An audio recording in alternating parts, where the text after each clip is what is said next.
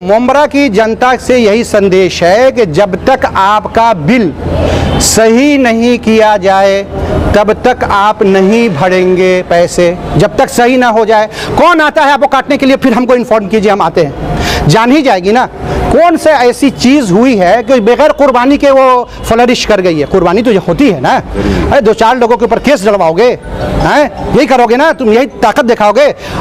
कभी गोली चलवा सकते हो, यही हो सकता है, तैयार हैं। अरे यही तो लाए हैं, और कौन लाया है? हमको जो लेटर मिला है उसका, हम अभी जो लेटर आया है उसमें हमें सब लिखा हुआ है कि एनसीपी लाई है यहाँ, बीच में किसी ने हाँ, और उसकी कॉपी अपलोड की हुई है। आरटीआई से पता चला कोई बीजेपी नहीं लाई है, बीजेपी यहाँ नहीं लाई है, ये एनसीपी वाले लाए हैं। गुंडागर्दी नहीं चलेगी।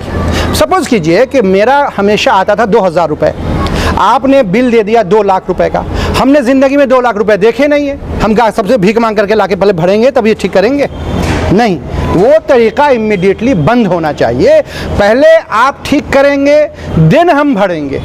एक मॉल वाला भी अगर 1000 यूनिट जलाएगा तो भी 403 रुपया देगा, और एक पान वाला 2 यूनिट 10 यूनिट जलाएगा तो भी 403 रुपया देगा। ये नाइंसाफ़ी जो दूसरे जगह पे स्टेट में भी नहीं है, दूसरे जगहों पे नहीं है। इन्हीं का दूसरे इसमें आप देख लीजिए स्लैब बना हुआ है, किस पर कितना लगेगा। कहीं 15 रुपया है, कहीं 20 रुपया है, कहीं 30 रुपया फिक्स चार्जेस है। यहाँ 403 रुपया दुकाकानदारों के लिए चार्ज है, चाहे तुम 1 यूनिट जलाओगे तो। फिक्स चार्जेस से कमाई हेवी है। अगर वो कम जला रहा है तो उसको फिर बेनिफिट क्या होगा? तो ये पब्लिक के जो फ़ायदे वाला काम नहीं है। इनका फ़ायदा कैसे हो, मिनिस्टर का फ़ायदा कैसे हो, ये वाला काम इनका चल रहा है धंधा।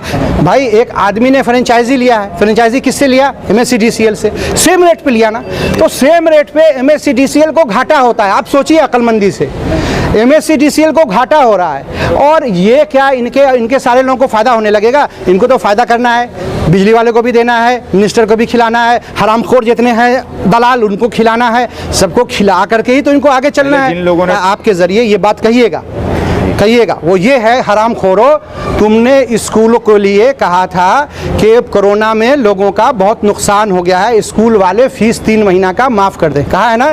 3 महीना प्राइवेट स्कूल भी प्राइवेट, ये भी प्राइवेट। हर घर में बच्चा स्कूल में पढ़ने जाता है क्या? जाता है क्या? नहीं ना, बच्चे हर घर में नहीं होते हैं। लेकिन बिजली का बिल तो हर घर से आता है, महीने का आता है कि नहीं आता है? आता है ना।